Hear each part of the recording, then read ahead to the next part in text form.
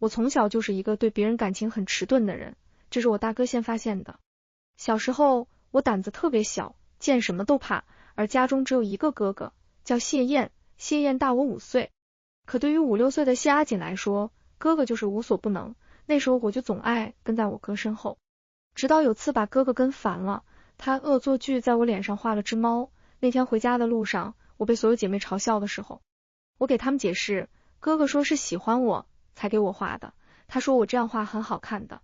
然后姐妹们笑得更大声了，我不理解他们为什么笑。我迷茫地回头看向哥哥，哥哥后来拉着我去洗了脸。他沉默许久，才艰难开口，对不起，阿锦。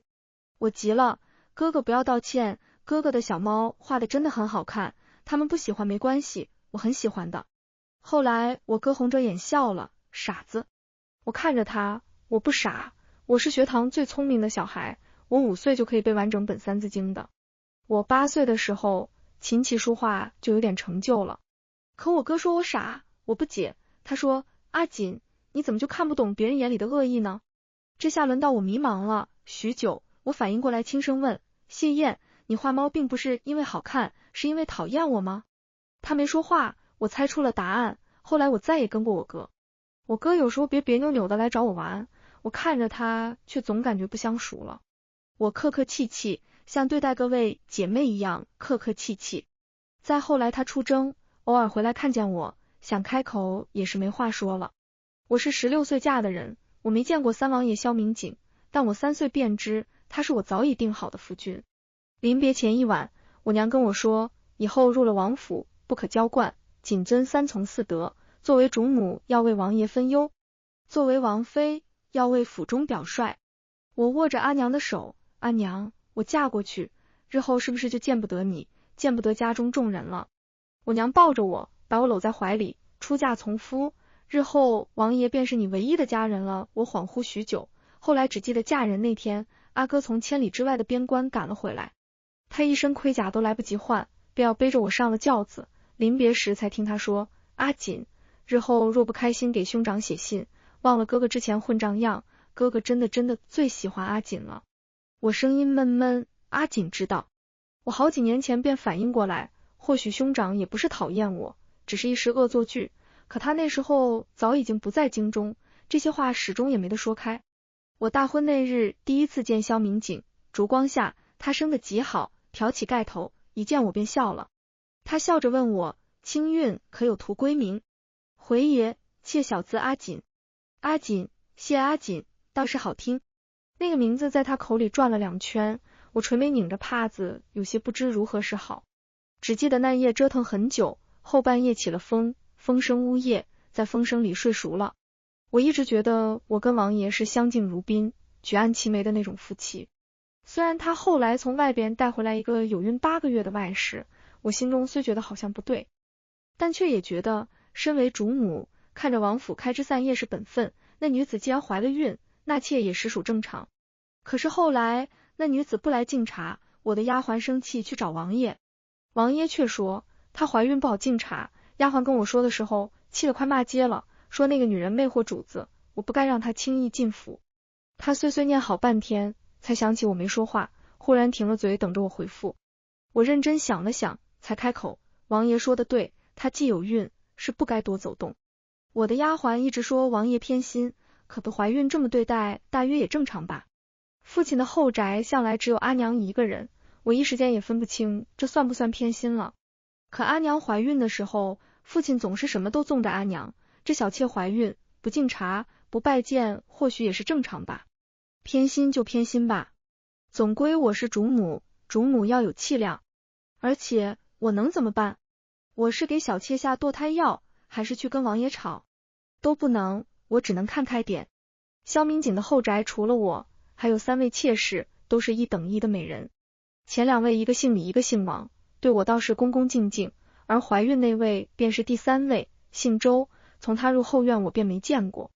周氏进府1月有余，而这2日王氏一直来我身边碎碎念，夫人，那周氏真是太过猖狂啊。听说他前2日闹着吃燕窝，府里燕窝便都送进他院里了，我们是一口都吃不着啊。另一位李氏也跟腔，夫人，您得管管他呀。他仗着和三爷青梅竹马，就我敏锐地捉到了什么。什么叫他和三爷青梅竹马？王氏被打断，愣了一下，好半天才诺诺开口：是啊。那周氏听说也是官家小姐，夫人您不知道，我不知她有青梅竹马的，既有青梅，何必当初同意了这门亲事？后来我慢慢反应过来，决定去看周氏一眼，只是还没进门，就被急匆匆赶来的萧明景拦住了。谢清韵，你来干什么？他声音严厉，我愣了一下。夫君，我来看一眼周氏。无需你来看他，快回去。我愣愣看着他，夫君今日有些吓到我了。他愣住，好半天才换上笑，声音也温了下来。阿锦，我刚刚走路声音有些急了，你先回去，我晚上去看你好不好？我弯着眉眼笑了，好。可那天晚上，萧明景终究没来，反而是一群兵冲了进来。我想我这辈子再没有那般狼狈，我被5大3粗的侍卫抓着手腕，他们扯着我大步出了门，头上的布摇丢了，头发散了，他们扯着我走得太快，鞋子还丢了一只。我的小丫鬟被扣了起来，我被拖着到了周氏的小院。我还不懂发生了什么，膝盖砸在青色的石砖上，格外疼。泪在眼里几转，却终究没落了下来。我抬头，红着眼眶对上院里站着的人。夫君。萧明景淡漠地看着我，谢清韵，你怎生得如此狠辣？周婉她怀的可是我的骨肉啊！那一瞬间，我明白了，我忽然气急反笑，夫君怎可诬陷于我？什么叫诬陷？从你贴身丫鬟房间搜出了同样的落胎药，你还有什么好说的？我怔住，我的丫鬟？我回头就看见被侍卫摁着的小丫鬟，小丫鬟哭着摇头。我记得她，那小丫鬟叫月儿，就是在我耳边整日替我生气的小丫鬟，是临别阿娘送我的丫鬟。萧明景一声令下，我有些着急想拦住他们，但又被侍卫拽了回来，我就那么看着小丫鬟被摁死在了水里。那是我第一次见死人，一个那么爱说话的小姑娘，此时苍白冰凉，睁着眼，死不瞑目，我手都有些颤抖，然后心脏一疼，最后我没忍住晕了过去。我整整烧了7日，我在醒来的时候，萧明景就坐在我旁边。我下意识睁大了眼盯着他，他伸手抚开了我的发丝。阿锦，是本王误会你了，这都是那小丫鬟一人之错，委屈我阿锦了。他看着我，目光温柔，和那夜满目冰冷之人判若两人。我声音稍哑了，好半天才勉强开口，是妾管教无方也，妾这几日梦见阿娘，妾想我让将军夫人来一趟。萧明景温和地打断了我的话，我张嘴想再说些什么，好半天最后只剩了句好。阿娘来那天，我抱着阿娘就哭了半晌才停住。娘看着我心疼至极，我的阿锦怎么瘦了这么多？阿锦生病了几天，才看起来瘦了，可是委屈了。无妨，王爷已经查清楚了。阿娘摸着我的头，似乎在思考着什么，很久以后，她才忽然低头看我。阿锦，如果有一天王爷想休了你，不必劝阻，回家便好。我抬头看着我娘，我娘抱着我叹气，娘对不起你，不该高价的，又是你这副傻性子，他这后宅苦了你了。娘，不傻，我可以背好多本书的。闭嘴，娘说什么是什么。哦，听娘的。我娘走了，我却更谨慎了，是不能随便被休回家的。我家中还有那么多表妹，我若被休了，表妹们该如何嫁人？那时我还不清楚京城是怎么传我的。三王爷和周婉郎情妾意，我横插一杠搅了2人婚事。周婉进府后，我又擅妒地害死了2人的孩子。在京城中，我的名头坏得不能再坏了，所有人都知道三王爷讨厌我至极，只有我什么都不知道，还乐呵呵的抱着汤去找王爷，我给爷送汤，我亲手熬的。侍卫拦住了我，王爷在批公务，我替夫人送就可以。我就送一下，我看一眼王爷就走。王爷嘱咐了，任何人不可来打扰。我老老实实的把汤递给侍卫，可一回头便听见屋里的动静。王爷，奴婢为您吃葡萄。我回头看着侍卫，里面有人。夫人回去吧。我抽抽鼻子，哦，原来是有人，所以王爷不让我进，那我下次再来吧。下次没人就好了，我得努力，万万不能让王爷休了我。可惜后来王爷还是要休了我。王爷休我之前，我刚听了市井的流言，他们都说我傻，但我真的不傻。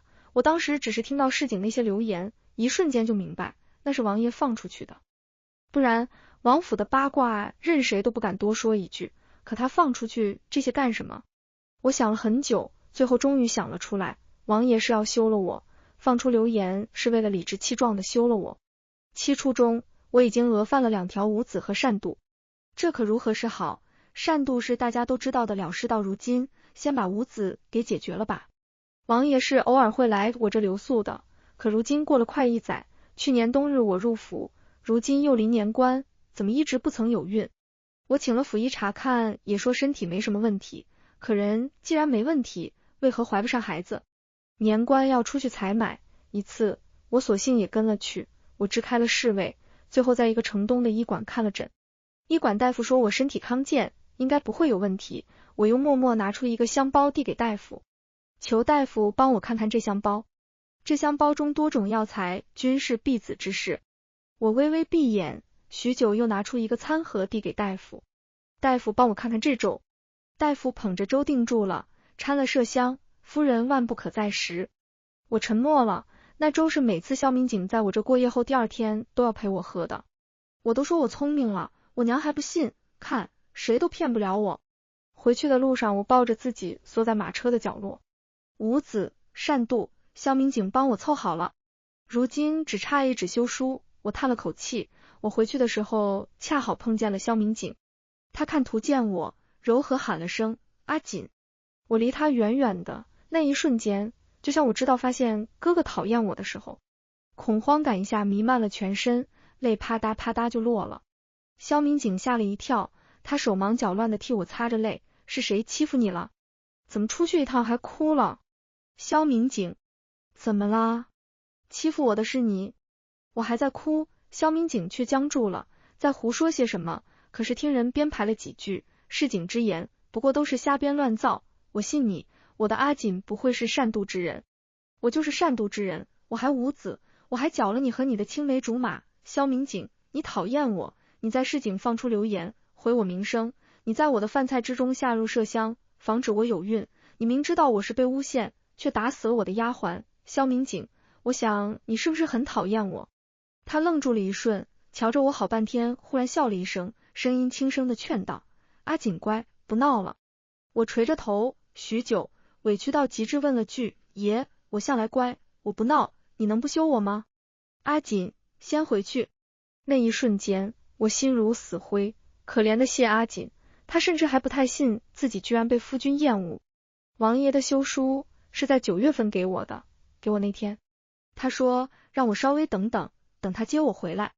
我接过休书，声音阴哑，爷，您这是休书，不是和离书，休书给了，便是真的断了。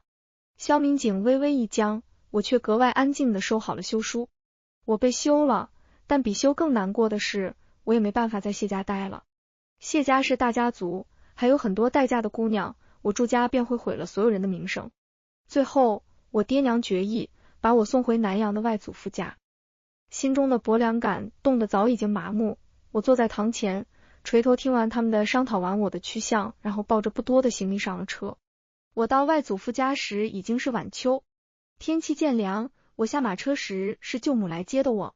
外祖父外祖母年迈，家中舅母便负责了我，她生怕我带坏家里的公子小姐，只借口没有空着的院子，便匆匆把我安置在了佛堂。佛堂并不算好，佛堂大门平日都锁上了，我出不去门就罢了，还经常有人忘了给我送饭，我想自己做，可又没有食材，佛堂的小院里只有一口井，我便自己打水来烧，偶尔饿狠了便灌一肚子热水。佛堂没有睡觉的房间，只在佛像后边摆了一张床，我睡了2、3日，便开始做噩梦。梦惊醒时，我看着佛像，总有一种全是我的错悲哀恐惧感。后来我有点怕了，我怕就这么被关在佛堂关一辈子。我才17岁，我怕我最后不是死就是疯。自那日惊醒，我便拼命的练习爬墙，刚开始我总练不好，后来稍微好一点，生生练习了1个月，我不记得摔过多少次。我才第一次翻过墙头，那天很幸运，赶在府里的小厮休沐，我撑着身子翻过3层院墙，第一次看见了街巷。我梳着妇人发髻，借口给夫君买衣服，买了套男装，又寻了锅灰，把脸脖子手衣服都涂脏。为数不多的首饰钱财全被我换成了银票，藏在了衣领之间。身上只带着摆石纹，才又学着脖子一瘸一拐去租马车。车夫问我去哪，我不敢说话，只比划半天，往北走。我记不清穿过多少村庄和城，这一路并不算好走，所幸我的脑子一向好使，我渴了饿了也不买东西，只一瘸一拐的去乞讨。就这么生生走了2个月，大雪纷飞时，我步履维艰的到了边关。我没急着去见我大哥，反而在军营附近租了处房子。流浪了2月，我烤着火，松了心神，便睡了过去。再醒来，我是在一片嘈杂声中睁了眼，这小兄弟还活着，居然没被烧死，真是万幸。坏消息，我租的房子着火了。好消息，我没死，还住进了军营。带我回来的是一个挺漂亮的青年，和一众银盔铁刃的兵士不同，他穿着红色的官袍，细腰一束，在兵士之间格外醒目，一张漂亮精致的脸，让我看呆了，好半天移不开目光。直到有人一把掀开帐门，魏真，有兵士来报，那次马器布置好了，您快去看看如何。我顺着声音抬头的一瞬间，眼含热泪，但还没开口，就听我大哥问道：魏真，你这哪里救的这小要饭的，怎么还留在了军营？我的一声大哥卡在了嘴里，又羞又怒，这该死的谢燕，说谁小要饭的呢？魏真听见他这话，思索着问道：你不认识他？他身上可有你们谢家的玉佩，还以为是你谢家的人才带过来了。谢家的玉佩？谢燕收了表情，认真且冷漠地打量我。奇怪，我们家确实没有这般黑这般瘦的小厮。你到底是何人？我心里冷笑，嘴上却没交底，只瓮声瓮气地道：小的林无端，是夫人陪房林管家的孙子。公子您出来的时候，我才8岁，许是长大了长开了，公子您未认出来，此次过来是想投奔公子您。谢燕盯了我会，随便问了几个问题，最后听我什么都能说得上来，才半信半疑点了点头。我松了一口气，我在军中留了半月，由于谢燕太忙，便把我留在了魏真这边。魏真这个人很好玩，他是兵器所魏大人的儿子，姓魏名真，字不假。我听见他的字的时候，偷偷笑了好半天。魏真无奈，不过是家父对我的警戒，做人要真真正正，容不得一丝作假。我抬头对上魏真无奈的目光，却有些看正了。魏真有一副好皮囊，十分的好，比京城万花楼的花魁还要好，而他眼尾还有一点痣，挑起来时有种的动人心魄的美感。我跟魏真久了，就成了魏真的小随侍，随他在边关城墙东奔西走，夜里也睡在他的帐里。他带了很多兵器的书，无事之时，我便拿来看。他见我看，便要考我，几个问题问下来，他表情越来越严肃。我思索着有没有答错，可所有问题应该都不差一字啊，我应该不会记错的。我看着他小心地问，可是哪里错了？不，全对，所以你真的是谢府管家的孙子。吓死了，还以为答错了，原来是怀疑我身份。不对，他怀疑我了，万一他知道我是谢清韵，岂不是要把我送回谢家？我不能回去，我不能回那个佛堂了，再回去我会死掉的。你哭了？我垂头避开他的目光，声音如泣如诉。身世很重要吗？为何我是管家孩子就不该会读书？我是谢家的奴仆，生来便不能考取功名，可连读书都不能读吗？又不是我生来就想当奴仆，我不是嫌弃你，公子您生来便高高在上，怎会懂我？我不是这个意思，我只是觉得我读书就有违常理。为什么？就因为我生来就是奴籍。我泪大滴大滴落了下来，魏真一瞬间目光有了愧疚。我偷偷勾起一个嘴角，还好是魏真，如果是我哥，他向来看不得眼泪，看见我哭的一瞬间，应该就让人把我拖下去了。就像小时候，我那时亲事刚定下，我忽然就很难受，我闹着不肯去交换信物，我哭着求我爹娘，我哥，最后他们看不得我的眼泪，就让人把我关在了个小房间，关了很久。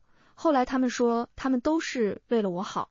对呀，我信了，他们都是为了我好，不然我还要被关小黑屋。我哥在我脸上画猫，他说这个样子很可爱，我信了，因为我不信能怎么样呢？萧明景第一次接回周氏，他跟我说只是一时贪欢，他最喜欢我，我信了，我不信的话，我要跟他吵吗？后来他打死我的丫鬟，他说是因为他误会了我，我当然也信了，因为我不信也没什么用，我哭没什么用的，我闹也没什么用的，我只有一遍遍告诉我自己，他们是爱我的，不然我也没办法自欺欺人下去了。我看着魏征，忽然哭得更厉害了。魏征小声劝慰，你别哭了，你所想考取功名，等我回去给你银两，帮你脱了奴籍便是。魏大人说孝祖除了读书，又不会别的，你会读书便够了，这样吧，你若愿意，可来兵器处来当差。魏征还在安慰，但我却怔住了。我这半生唯一一次得到了我想要的结果，是在今天，是我用眼泪骗了魏征。我心里一瞬间愧疚，但马上就看开了。我还活着就好，比什么都好。魏征初春便要回京，我跟着他一起回去了。我总归是求出路，怎么都该选最安稳的。毫无疑问，跟魏征就是最安稳的。我的脸还是很黑，我有意用中药养出来的，我还是那副干瘦的模样，我诚心保持的。但是我身体却结实了起来，之前是大小姐，走几步喘得要死，如今当了一段死要饭的，跑得飞快。春困秋乏，我穿着狗皮小袄，天天缩在魏征身边打盹。大约是上次被我闹得他有些愧疚，魏征最近有些纵容我，他居然让我在他身边吃饭了。我之前吃饭是特别规矩的，但当了2个月的要饭的，我现在吃起饭狼吞虎咽，甚是不文雅。我怀疑这也是谢燕没认出我的重要原因，她到死也想不出来家里娇生兔惯养的妹妹有一天能抱着肘子啃一脸油。但此时魏征看着我有些哭笑不得，斯文些，大人那样吃不香。哎，这人怎能不懂规矩？规矩条条框框的，圈优的人多难受啊！大人您吃，我饱了，去车里睡会。我走了一半，回头看了一眼魏征，魏征试图像我一样吃一口肘子，但手指捏着肘子好半天，终究没下得了口，倒把我看乐了。我到京城的时候已经是早春2月，魏征一到京城就开始忙，他顾不上我，只给了我一笔银子让我自己去赎出奴籍。我哪里有奴籍，索性只抱着银子去买了处房子，又打点人重新给自己上了户籍。我抱着户部文书就在兵器部当了差，说是当差，但还是日日跟在魏征身后，帮他写文书，给他改图纸。我书读久了，也能给他参考一二，一来二去，魏征真是拿我当了兄弟。他大半夜睡不着，都来我家敲门。林无端，我有一个新想法。我迷茫起身，大人，3更天了，快开门，你快看我的新图纸可不可行？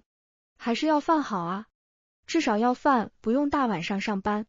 我最后还是认命的起床给他开门，他进来慷慨激昂的讲完，我想了想，觉得可行，最后一起改图纸。我改完图纸，一回头，魏征在我床上睡着了。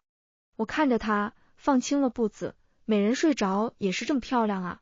我屏气小心，伸手勾他的头发，青丝一圈一圈缠上手指，我有些心满意足，跟想的一样软啊。我再见到萧明景已经是入夏了，时隔1年，他似乎总有什么心事。人山人海里，他茫然抬头，忽然一把拽住了我。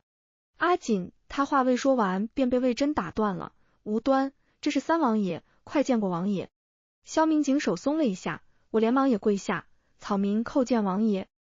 听着我粗哑的声音，萧明景像是回了神。你叫林无端？是，草民林无端，在兵器部当差。萧明景多看了我2眼，抱歉，是我认错了人，我忘了他已经死了，起来吧。我麻溜爬起来，很知趣的滚去魏征身后。走了很远，幽魏征才用只有我们2人才能听见的声音开口。听说谢家老大谢温家嫡出的小姐没了。谢温不是我爹吗？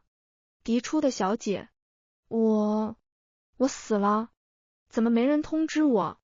听说是被休回家，在南阳亲戚家自尽了。由于是过年，谢家老爷子不让谢温接回家下葬，最后还是在南阳草草下葬。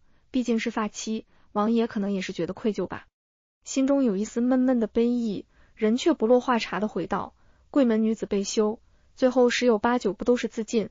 王爷休妻的时候未曾想到这些吗？人不后悔，哪知自己会后悔。行了，回去改图纸。我向前走，不曾回头看身后的萧明景，如果可以，我希望他也不曾回头看我。我现在很好，一个人也很好，比我想的要好100倍1000倍。南阳那边大约是发现我逃跑了，不好告知这边，索性就趁过年说我死了，刚好在那边葬了我。等过几个月，哪怕要验尸，也只剩骨头了，再不济，也可以说我尸骨被盗了。而且他们料定我不会回家，毕竟从我被送到南阳时就没有家了。是做的真好，那便当我死了吧。那样的谢阿锦，死了也好。事情安稳了半个月，我最怕的事还是发生了。魏征在某天一把我拉走了，我没挣扎，随他进了房间，看他里3层外3层的锁了门。我没说话，猜到了一切，只恹恹的盯着脚尖。谢清韵，你骗我！我这个愧疚感一瞬间达到了顶峰，瞬间认罪了。魏征气昏了头，指着我气得说不出话。你我这么信你，你为什么骗我？我真不是故意的，真的。哦。魏征半信半疑，又问了一句，真不是故意的？大人，天地可见，绝对真的。然后我看见魏征笑了，美人笑起来总是更漂亮。但美人笑完，面色更冰冷了。谢清韵，三王爷找我，说要见你。我心肝都在发颤，他见我作甚？他说他当初答应你要接你回去。我更恐惧了，我不必他守诺，我也不必他来接我，我不想回去。我知道。魏征声音都轻快了些，所以我拒绝了。就在前天，我呈报陛下给你升了官，你现在是7品兵部少司副使林无端，我的直属下属，也是正儿八经兵部官员。朝廷律法里曾规定，兵部官职人员在职期间，无人可以随意免职带走。我敏锐地发现一处漏洞，你前天就知道我是谢清韵了。我月中就知道了。那怎么今天才这么生气？还问起我了，我倒想生气，可哪里的及生气，那边萧明景也在查。就在昨日，你大哥从边关赶回来了，我但凡稍慢一点，你今日就不知被谁带回去，就不知道在哪了。我在这边奔波，你倒好，今日早班还来迟了，真是无法无天了。我诺诺解释，夏日太热了，唯独早晨睡得舒爽，难免来迟。就知睡觉，画你的图去，今日图若交不上来，你自己去按劳领罚。是。新出的大型弓弩草图并不算好画，须得一点点估算尺寸、射程，一点点计算承重，还要有无数次实验，这就是我每天的工作。像我这样的兵器部一共有10几人，大家来回的算，来回的实验，扮马装，手成多刃刀，各种各样的武器，一点一点的改，一次一次的来回的验证，直到确定可以用，再把图纸送至边关进行检验。这活绝算不上轻松，但干习惯了，倒也不错，比管家要轻松许多，毕竟不用打理那么多事。我画了一上午的图，刚收了工笔，一回头就对上我大哥的目光。谢燕不知什么时候来的，此时正目光沉沉盯着我。上次见，为何骗我？他应该是说边关那次，这是我今天第2次被问这个问题了。这次却不怕了，只无所谓耸耸肩，说了又能怎么办？大哥，你最终不过还是将我送回谢家，哥，饶了我吧。你知道的，我从未喜欢过那里。我很小时候，大哥总是无所不能，唐人、连环画，只要他过来，总会带过来很多我喜欢的东西。他甚至还偷偷带我出去了几次，后来被我父母发现了，他们罚我哥跪在堂中。你阿妹身为女子，怎可随意抛头露面？可外边那么大，阿妹只能被关在这一处，多么可怜。大哥被罚跪了1夜，我也去跪在旁边，嬷嬷把我拖了回去，我便再跑回来，我要跪，我要看外面。后来大哥大了些，他就好像变了，他总不爱理我了，我去寻他，他总是把我丢开，我知趣不敢提出府，只问他能不能带些连环画回来。他挑眉，少看些杂书，女子当以女戒为重。那时我还是喜欢跟着他，他是大哥呀。直到后来他连跟都不让我跟了，我也与外界彻底断了。后来我订婚，我去求他，他那日回的话我至今记忆犹新，婚姻大事，父母之命，媒妁之言，不过都是为你好罢了。好一个父母之命，好一个媒妁之言，那我呢？我的婚事，那我的想法呢？不过都是为我好罢了。休沐那日，我原本要跟着同僚去喝酒，但是还未出门便被人撞到，电光火石之间，我就是躺下翻了几圈。那人抓我失了手，吹了声口哨，四周顿时又出来几个人，我火速抱头蹲下。几位大侠，有话好好说，我的钱都可以交出来。夫人说笑，主子想请您回去一趟。我回，你们先把手里的刀收了。我再见到萧民警，我看着他抬手，阿锦头发乱了。我没说话，乖乖的喊了声王爷。阿锦，我答应了接你回来，你还愿意回来吗？爷，何必呢？还在跟我赌气，我错了，阿锦，回来吧。我不想回，我一向惜命，但如果您非要带我回去，不如杀了我。王爷，谢阿锦早死了，死在南阳，下官这辈子到死都会是谢无端。谢阿锦，你在兵器处又有什么好的？与一群男人为伍，你就这么开心？当然开心，臣如今是正六品的副官，1月12两银子，一年足足144两银子，臣爱这144两俸禄，这100多两银子足以让臣不缺吃不缺穿，足以让臣不再终日恐惧被关在佛堂，被关在漆黑的房间，让臣终于不再心惊胆战，让臣不怕深更半夜被侍卫带出去，不怕自己的小丫鬟被淹死在水缸。你如今不过是依靠魏征罢了，真当我怕他？我看有一日他若不在，你又当如何？臣去当乞丐，臣当过，臣不怕再去。王爷，我睡过草堆，我吃过狗食，我活了下来，我不怕的。谢阿锦，你何至卑贱于此？生来如此，被人随意安排便不是卑贱了，把自己性命交给别人就不是卑贱了。你嫁我时是何等的美人模样，你何必糟践自己？回来，我保你此生衣食无忧，不好吗？然后让王爷来糟践吗？也放过我吧。王爷有那么多选择，那么多妻妾，谢阿锦只有自己了。阿锦若把自己再弄丢，才真的是一无所有了。我看着他的脸色越来越暗，却始终没有退缩。他忽然伸手握住我的脖颈，只是下一秒，有人敲了敲门，王爷，我来接我家无端。最后还是魏征把我领走了，走远了，我才大喘气。王爷，刚刚有一瞬间真的想杀我。怕了？不怕，我带了沁了毒的暗器，我只是不到最后，我不想鱼死网破。不错，有勇有谋，那就奖励你下次休沐庭了吧。我大惊，为什么？听说你今天本来是要跟别人去万春楼喝花酒，真是胆子大了。沉默，好半天我又笑了，算了，谁让我热爱工作呢？我又见过几次萧民警，京城就这么大，偶尔就会撞上，却始终没再说过一句话。他当时说的接回去，应该不是当正妻，我既被休，断没有再接回去的道理。我想，他大概是想让我当个外室，养在外边。他的喜欢终究淡薄的可怕，所幸我不缺他的爱，不然这可真是吓人的紧。之前魏征不知道我是女子的时候，3天2头的大半夜跑我这睡，他但凡跟爹娘拌嘴，被爹娘催婚，便躲到我这来，还颇会享受，非要睡我的床，说是我的床比客房软很多。偶尔我会去客房睡，偶尔实在半夜困极了，我不想去收拾客房，只踹他，往里边点，给我点被子。我要过饭，当男的也当习惯了，再加上魏征真的君子之姿啊，我不觉得有什么，他更不觉得有什么。如今再看我都干了什么，本以为魏征知我是女子，这辈子都不会再来了，直到某天深夜，魏征又跑来了，还恬不知耻的进来加点水，水桶太远了。大人，男女授受不亲啊。呵，我之前喊你加水，你跑得比谁都快，怎的，这么算来，往昔就真是男的了。好生进来加水，莫等我一会出去骂你。我之前加水还真就挺积极，虽然魏征是个男的，但耐不住他好看啊。不止我这么评价，同样画图的工友们都是这么说，宁可少吃2顿饭，不可少看魏征一眼。大家平日里累了，就搞点小错，去找魏征挨骂，被魏征骂2句，出来都是神清气爽。毕竟魏征这样的公子哥，骂人的时候都那2句，没用的东西，不成个样子。但不能犯大错，地牢里的刑罚也不是开玩笑的。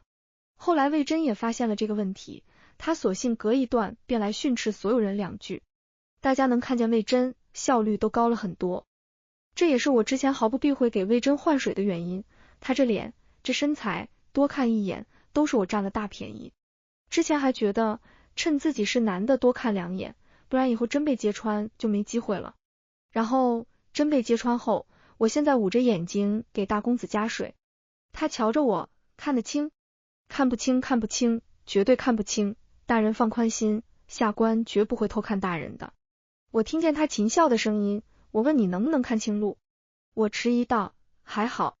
既然看得清一些，阿锦，不如凑近些，我左肩有个纹身，猜对我明日给你放假好不好？我透过指缝飞快瞟了一眼，吞了吞口水，大人，这不好吧？番外，萧明景。很久很久以前，我就知道要娶一个人，那个人是我的正妃，在很久之前就定好的。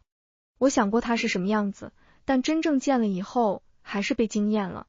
人终其一生，不能只追求皮囊，我喜欢他的灵魂，很喜欢。人被困在这里，骨子里却是自由的风。我们很好，我们感情真的很好，我也不想休他的。可是他家是谢家，他爹是文官，他大哥是武官，他不能做我这正妻，会引火烧身的，陛下会怀疑我的。作为一个精明的王爷，我很快找到了解决方法，所以我想先休回家，待过一段时间，接回来放在外面当外室。我虽然给不了他正妻之位，但我会对他好的，只要他听话，我会爱他一辈子的。他走的时候那么难过，他肯定会同意回来的。我从不担心，毕竟哪怕是外室，也比在家当弃妇好得多吧。而且我喜欢听话的，想必我愿意接他回来，他会乖很多吧。可他突然有点聪明了，他那日来质问我，看他那凉薄的目光，我忽然有点怕了。我有一种感觉，或许一切并不能像我想的那样发展，或许此次分开，我会再也抓不住他。后来他被送回南阳老家，我总隐隐有一种预感，想去看一眼，但一直没寻到机会。再后来，过年传来了他的死讯，我去了他的坟茔，棺材是空的。知道他没死，我有一瞬间松了一口气。再见时，我想带他回去，哪怕他不肯，我也要带回去的，我快要被他逼疯了。但我看到了魏征，那是魏大人的儿子，魏大人唯一的儿子，而他母亲是凤阳公主，那个一手帮皇帝夺嫡的女人。魏征，我碰不得，我一直在想办法。后来魏征拿来了一卷册子，王爷请看，那上面不是林无端那个假名字，那写的是谢清运，那写的是七品兵部少司副使谢清运，他真帮谢清运真的要了个官。那谢清运便谁也碰不得了，包括谢家。那纸卷被我握紧，最后又放开，我倒不知魏公子还有喜欢他人之妻的习惯。他不是，早在1年以前就已经不是了。王爷写的休书至今还在清运的床头柜里，他现在是我的人，王爷不如看开点，反正家中娇妾那么多，你让他回来，我让那些女人走，男人纳妾不是很正常，我之后可以为他王爷说笑了不是，我至今还没有妻妾，怎么叫男人纳妾很正常？王爷不要污蔑我清白，王爷不稀罕这东西，我可稀罕呢。魏征这副皮囊生得很好，但他说这句话的时候，真的依旧很想让人弄死他。许久，我到底是风轻云淡的笑了笑，不过一个女人罢了，我要什么样的没有？是啊，不像我，我就只有清运一个，还好他也喜欢我。我面无表情摔了酒徒杯，然后控制着最后一丝理智离开了。番外二位父的一生，我叫魏静，是一名穿书者。43年前，我胎穿成了个婴儿，然后开始了我魔幻的一生。27年前，我16岁，第一次入学堂的我，被学堂的男子非礼了。我一气之下，便不读书了，反正上辈子都研究生毕业了，弃文从武，后来在皇城司都尉。25年前，凤阳公主谋反，我脑子转得快，果断投诚，后来大胜后封赏。别人都是升官发财，到我这新上任的小皇帝打量我半天，这个不错，小德子，把人送我皇姐殿里去。我上辈子梦想着吃软饭，这辈子真吃上了软饭。凤阳公主那日喝醉了，她被侍女扶着回来，看见我晃了神，她伸手碰了我一下，喃喃道：好漂亮的美人。一切顺突其自然，一切那么理所应当。23年前，我20岁，我有了我儿子魏征，2辈子，我第一次有儿子，我抱着儿子那叫一个乐呀。但被我老婆踹开了，她问我要不要和离，这个女人，玩完我就不要了。但所幸我死皮赖脸，最终还是留了下来。我儿子一点一点长大，也越来越好，生得好看，人又天资聪颖，唯独这孩子不喜欢女的。这不是我说的，这是魏征他自己说的。第一次给他塞通房丫鬟，他拒绝了，直言他不喜欢女的。我和凤阳公主研究半天，又给塞了几个通房小厮。魏征又把人送了过来，他说他也不喜欢男的。凤阳看了我一眼，问我当初是怎么来这件事的。我唯唯诺诺好半天才开口解释，我也没有通房的，就是不喜欢。你知道什么叫心理洁癖吗？就是那种不喜欢的都不行。所幸孩子他妈也没有过多纠结。而3年前，魏征从边关带回来一个男的，那男的真丑啊，又黑又瘦，揣着手，走路还一瘸一拐的，平日里都是一副嘿嘿嘿的傻模样。魏征跟我聊天，说他喜欢那个男的，我当时就一口水喷了出来，夭寿了。凤阳要知道儿子变成这样，会不会打死我？后来凤阳还是知道了，因为魏征要给那男的求官。凤阳去看了一眼，他看了半天，竟然说还行。我大为不解，还想反对，就被凤阳瞪了一眼。回去的路上，他才大发慈悲给我说了一句，那是个姑娘，还是贵门姑娘，虽然她已经伪装了，但是她步子不紧不慢，写字前洗手磨墨，那都是大家闺秀的样子，连说话做事有理有节，不急不躁。魏征眼光挺不错，不像你，就长了俩眼。气死了，过不下去了，梨。我想吃个梨。